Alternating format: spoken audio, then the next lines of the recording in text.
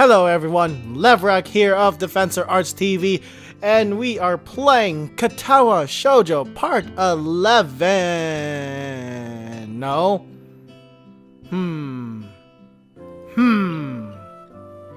No, this is Part 10. I am just kidding. I had to think for a moment. Yep. Sorry about that, guys. Anyways, you guys should check out my awesome social medias down below in the descriptions below my video. You should see my Facebook, Instagram, Twitter, and other neat stuff down below. I also do Twitch. Make sure you guys remember that I do Twitch live streaming on the weekends. Sometimes Fridays, Saturdays, and Sundays. So check me out there. I do art, I do gaming. That is what I do. Levrak. Yeah. So we will continuing off where we left off here on Katawa Shoujo. I mean, what happened was I encountered a character known as Emmy, who ran into me, and I almost died. Yeah. So moving on. So lunch is over. We continue on. Press the button. There we go. I guess I better be off. Are you going to go? Are you gonna go to? What? I don't know what I'm reading. Are you going to go with Hisao, Hanako? There we go. Hanako looks at me and for a second. I can see that she is considering skipping class maybe just to avoid walking to the classroom with me. Yes. I don't know what to think of it. Hanako really is delicate to the point of breaking if you looked at it the wrong way. It makes me a bit nervous too. But I push the feeling. I don't even know what I'm reading anymore. Anyways, leave a like, subscribe to DefensorArtz TV if you enjoy the Katawa Shoujo series that I'm doing, or how I read this. Yep.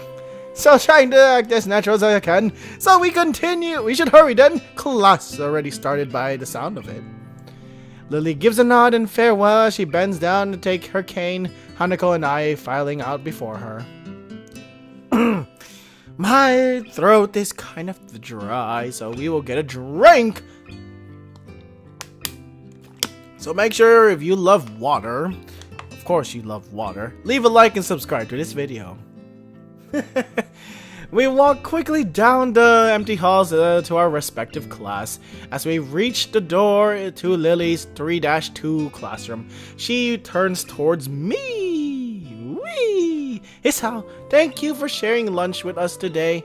My pleasure, Lily.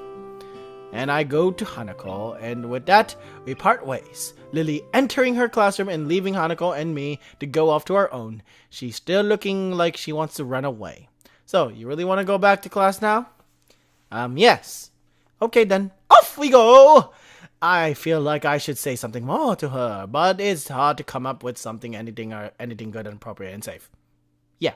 And Lily was right. The more time we spend out here, the more explaining we have to do.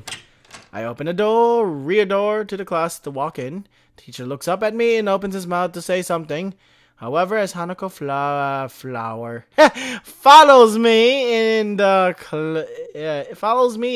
and closes the door, he simply nods to us and continues his lecture.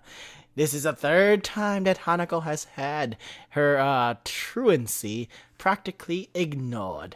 There's definitely something going on here, and I don't like it. I'm kidding. We make our ways to our seat, and I notice Misha and Shizune are both missing as well. I wonder if it has some sort of some form of informal agreement with the staff, or if it's a perk afforded to the unique students of this school. Trying to make it a little disturbance as I can, I extract the relevant textbooks from my bag and start catching up. The class goes on quietly.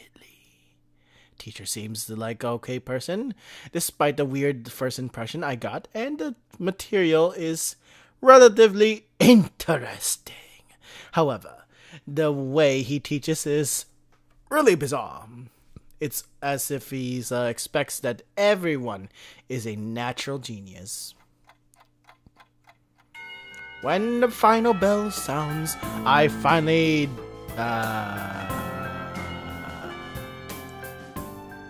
One moment.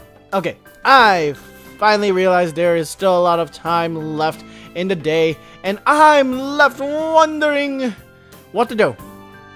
When the final bell sounds, I realize that there is still a lot of more time in the day, and wait, what? Why did I reread that? I don't know.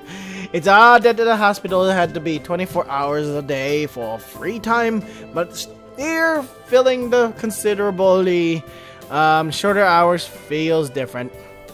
Everyone else leaves, and I'm left alone with the teacher. Muto examining the assignment sheets we were working on earlier, marking them with a red ball pen. He raising his eyes from his papers. Briefly, he notices me and furrows his brow. What is it, Nakai? I jumped at him, addressing me, but I guess it's natural to spark some conversation since there's nobody else around. I'm thinking about what I do after school. Teacher slowly puts the cap on the pen he is holding and arranges his papers into a stack, clacking it against the desk twice. He seems very methodical, and for a brief moment, if you guys don't know what I'm doing, I am playing Katawa Shoujo. I know it's a bit random that I'm saying this now. It's a visual novel, and you guys should know what this is already. I mean, you guys watched all the parts of this video, right? Right? I hope so. Anyways, continuing. I'm reminded that she's the name, but the teacher is more unhurried and relaxed. Much more routine. You have no plans? No, I consider joining a club, but I don't know what club would interact me. Yeah. Go observe a meeting of someone else's club. Might pique your interest. I guess I could do that, I just could... Again! Why did I do that? I didn't even click the main menu! Okay, return! It's like Pokemon! Return! I don't know how to continue from there. So Muto looks at me, makes me quickly want to take the words back and avoid the conversation. But I cannot, so I have to forge ahead. I just don't know how to deal with people. I mean, the other students, I'm talking to people and everything, so it's not that I'm being isolated or anything. I just don't know what to think about disabilities. It's like feels like I'm being impolite if I pay attention to them, and it's weird to ignore them. Damned if I do, damned if I don't. The teacher scratches his cheek absent-mindedly, looking very unresponsive. These things are only an issue if you make them one. You can talk normally with someone even if they are blind or something. Yeah. Try to look behind the superficial. There's not a single student here who isn't just a normal kid behind whatever they might seem at first glance. He says the same thing as Yuko did. I know they're right, but it's hard. How can you not consider, for example, Shizune's deafness?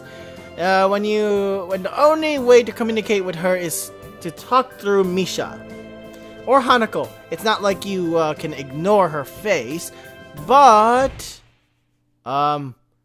interrupted. I was interrupted by the door of the classroom suddenly slamming open.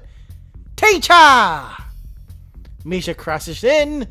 Hand straight as in enthusiastic greeting, her voice loud and lively, enough to wake the dead from their graves. That doesn't sound good at all. Zombies! See, I'm like wearing Umbrella Corporation goggles.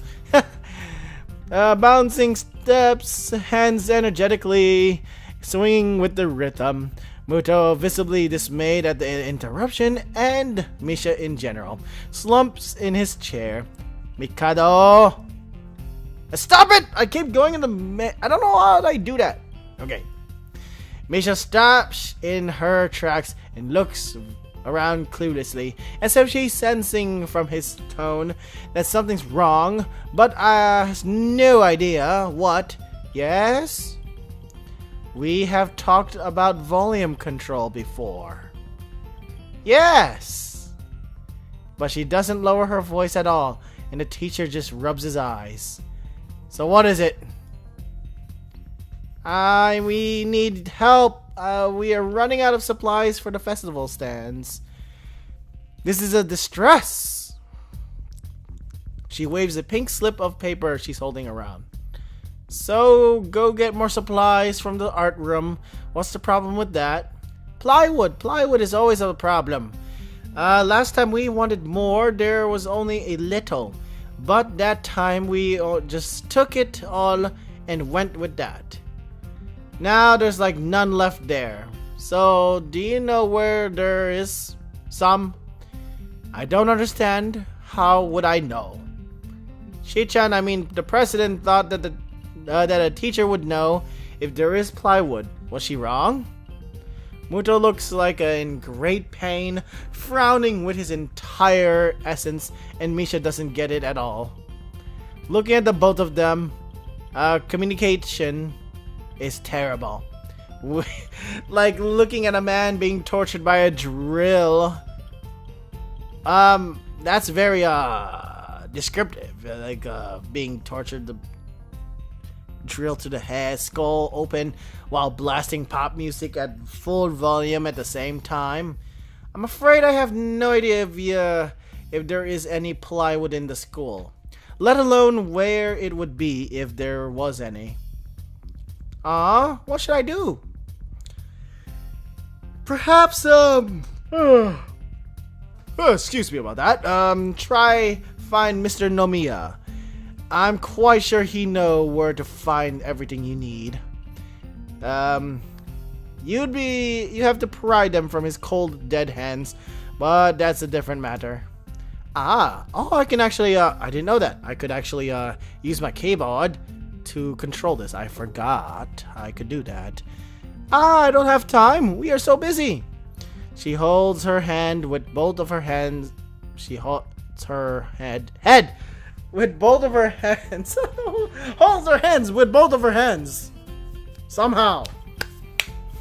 Looking despairing. Here we go. I shouldn't even be fetching these things. There is so much to do and we are falling behind schedule.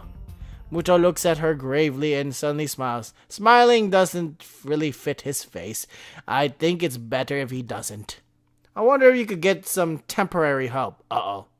I hope I'm not going to volunteer. I am...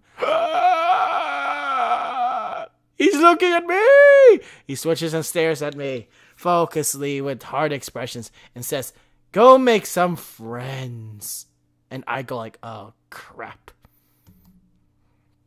I guess I can give you a hand. You can? Thanks, Hichan. You're really nice. She pauses, does with her finger. Look a little puzzled. Come to think of it, what's Hichan doing here? Class is over. You should be having fun. We just had a little chat, that's all. Oh no, it's not detention, is it? Are you in trouble, Hichan? No, I am not. Is Hichan in trouble, teacher? No, he is not. Muto sighs deeply and I feel like I have to help Misha to get her off the teacher's back. So what do you need? Here's a list. I can try to find the plywood somewhere if there is there's none in the art room. So yeah. She offers me a note she's holding and I take it, hesitating a bit.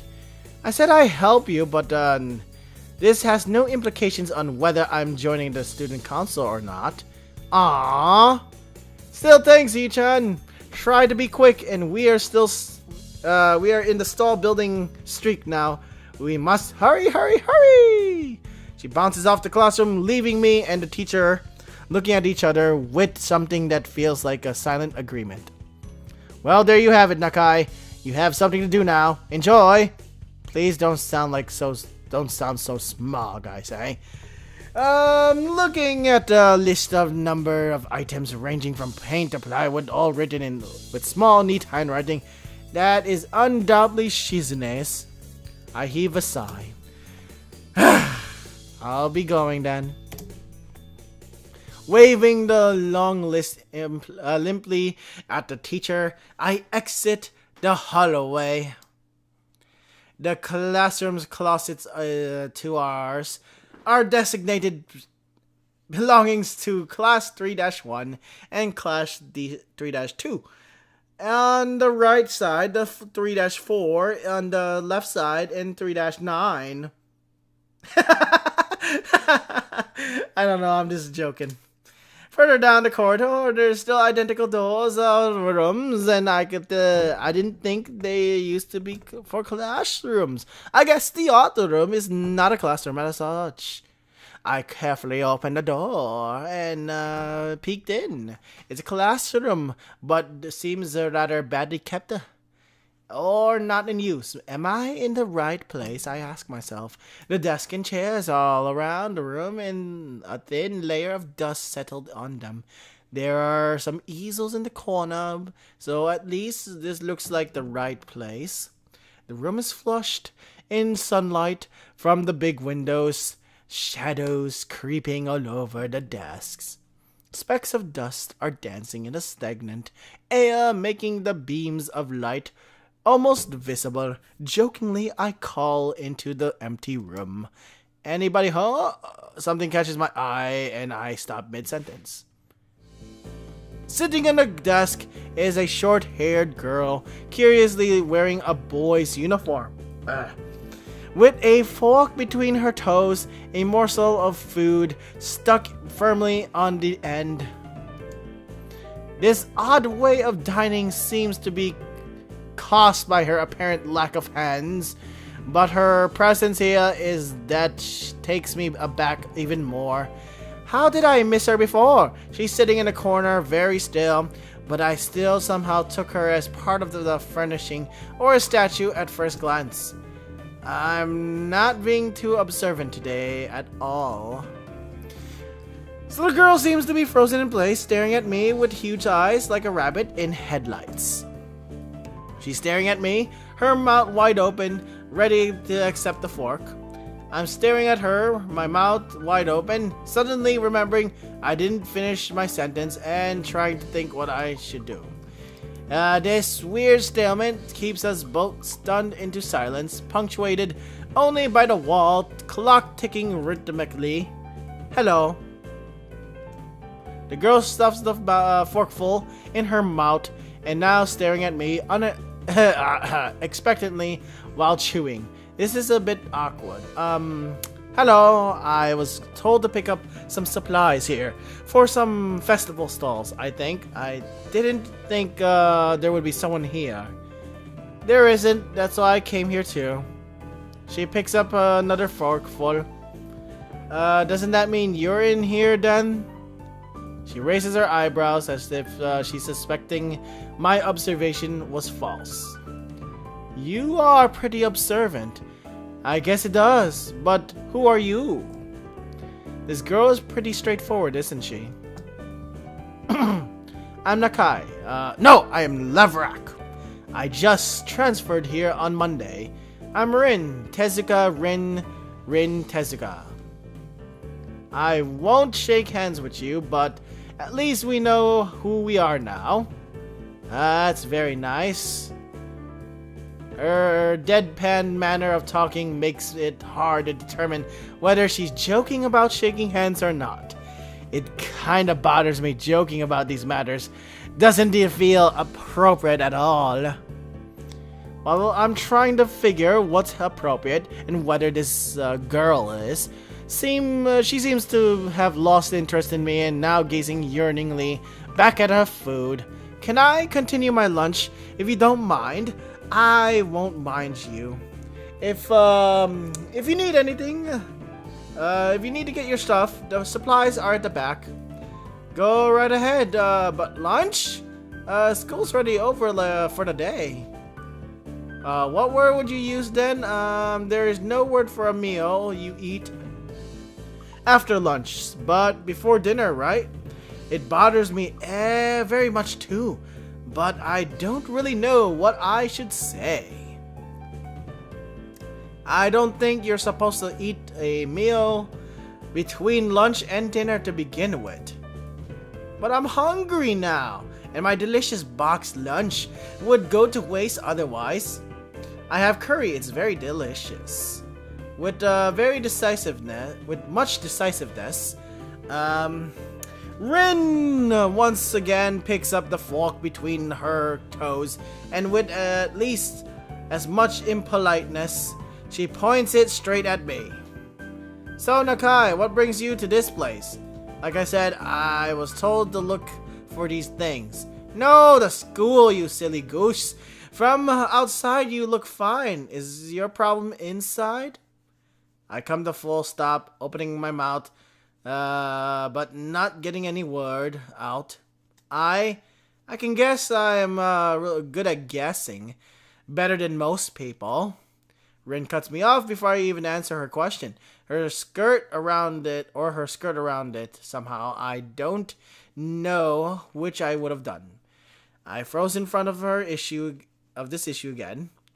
I haven't even told anyone here about my condition. Or maybe it's because, it's only because it hasn't really come up, you know. I do get the feeling that not making issues of this is a part of the social code here, as the teacher said. I wonder if the people here could relate. Probably not any better than any normal person could. I can't relate to Shizude's circumstances, or Lily's either. Naturally, while I go through this in my head, Rin keeps considering what my condition could be, with an overtly contemplative look on her face.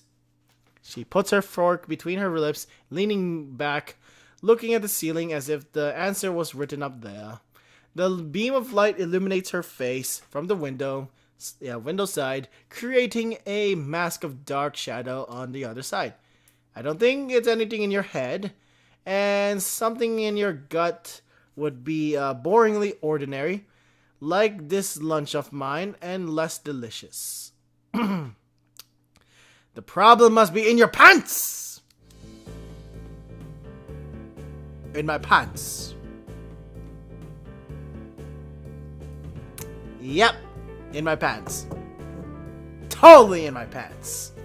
This messed up Sherlock Holmes kind of statement and the sheer lack of tact it was delivered with catches me off guard. I think I might have reeled back even physically as Rin's eyes widened in revelation and astonishment. So I was right! There's something wrong with your tackle, isn't there? Still partially in shock, but recognizing the need to reply something, I spit out the first thing I can think of. No! Nothing like that! I have a heart problem. Arrhythmia. ... I said it. More like blurted it out. But I said it. Girl in front of me pursues her lip together and glowers at me, looking very disappointed. How boring. Trouble in the pants would have been much more scandalous. What's with this reaction? I'm sorry I let you down. I forgive you, but yeah, just I collect people and a person with you. No, I kind of, that kind of problem would have been really great. Collect people? People with different problems. Huh? So, just like go around asking people what's wrong with them? Pretty much. I see. Okay. With little left to say, Rin resumes her lunch, and the conversation dies away. But I keep thinking what she just said. It's the first time I told anyone about my condition. All the other people have either known about it already, or heard about it from someone else, or didn't need to know about it, like every other student here so far. I should have told it as a natural part of introductions. Is it expected of me?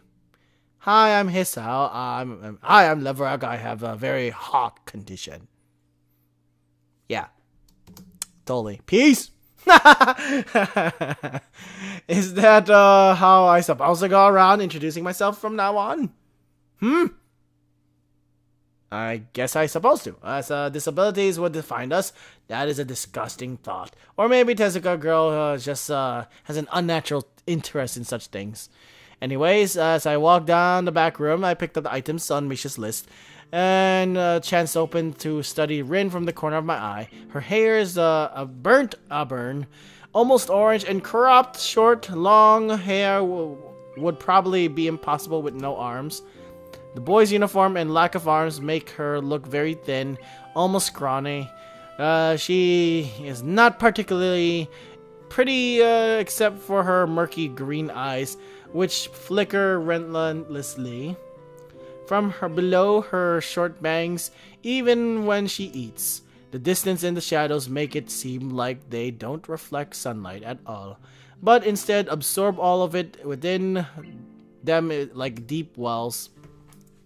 She moves her feet almost as deftly as a normal person would use their arms. However, I can see how this sight could discomfort people, especially while eating. It makes me feel a bit uncomfortable, at least. I hesitate to think about the word unnatural, but it's too late now, isn't it? I keep searching from the cabins and the shelves for Misha's things, but after enough time passes, the silence grows too uncomfortably, so I try to force some conversation out of the strange girl. So, do you always eat alone this late, or do you get the occasional visitor? Visitors, maybe you're the first occasional visitor, but I don't usually eat alone either. Sometimes I eat with a certain person on the roof if she's not horsing around. Horsing? She likes to do sports. Oh, I see. And that's all I can think of to say. Both of us fell silent again, and Rin forks the last piece of her meal. I look down in the hall and double check if my list to see if I got everything except the plywood. So I think I have all the things now. That's very nice of you. Nice for you. Don't feel obligated to stay. I was about to take a nap anyway. You need to go. I'm gonna do whatever you need going to do with that stuff anyway, right? Or perhaps you like to watch the girls sleep. No. Well, we're gonna go. Yeah, I'm gonna go. Even if I did, I think I'm gonna get going. Yeah, I'll catch you later around Tezuka. You can call me Rin. I feel that our relationship at this point, good enough to warrant this much. I was already turning to make my exit, but she draws me back in. Fine, then I'm Hisao. Then you are. Rin looks at me. Well, actually, I'm Levrak. She called me that. Yep, Levrak. Someone stares at look at me. She blinks a couple times and I don't know. Well, see you later. See you later, Levrak. And something like the tiny smile and face down there. So I leave the room. So we're gonna end the video now. I hope you enjoyed this segment of Katawa Shoujo. This was part 10. Yeah, part 10. And yeah, we'll just see you in the next part, which is part 11. So guys, hope you enjoyed that. And check out my awesome social medias down below in the description. Make sure you check out the Facebook, Twitter, Instagram, or you can like this awesome video. Comment down below. Tell me what you think about the Katawa Shoujo series. Otherwise, we will see you guys later. Subscribe to DefensorArtz also. Don't forget. So, see you guys. Levrak signing out. Peace, guys.